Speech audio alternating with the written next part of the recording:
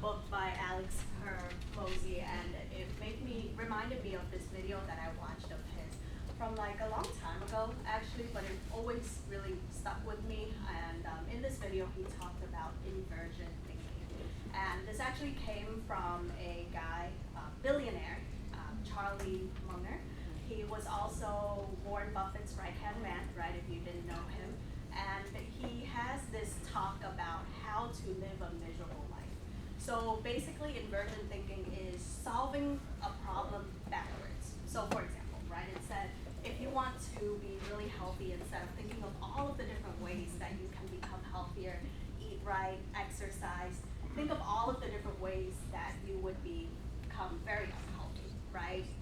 Never exercise, smoke, eat junk food every day. Or if you want to build a successful business, instead of thinking of all of the things you need to do to become successful, come up with all of the different ways that you would need to destroy your business.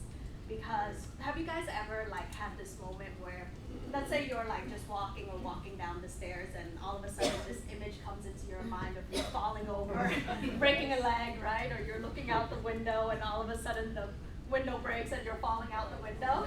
Yes, okay. So what that proves to us is that our minds are wired to come up with the worst case scenarios and problems a lot better actually than we are at coming up with solutions, right? So yeah, think of the problem and then solve it backwards, right? Either avoid those things or do the opposite of those things. So let's think of some ways that we can destroy this business, right?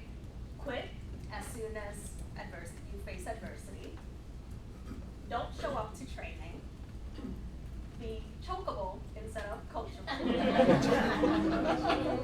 Take advice from people who have a life you don't want. Say you're going to do something and then don't do it. Don't set appointments. So, Shaq always tells me, if you can do the hard things, if you're willing to do the things that most people are not going to do, you're going to make a lot of money. And one of the things that I find that's the hardest for most people is being consistent, right? I can't tell you the amount of people that I've met who are super smart, super skilled. They do all of the right things, but they never get their business growing because they're very inconsistent, right?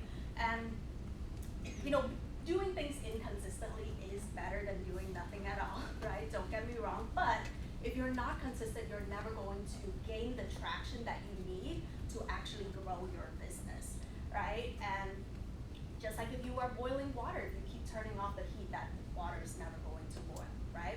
So there's really only 4 things that you need to be consistent with in this business.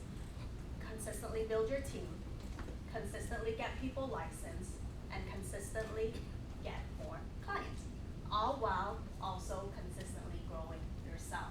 Because at the end of the day, your business is never going to outgrow you, right? So all you have to do, right, is come to meetings, show up, always show up, do something for your business every day.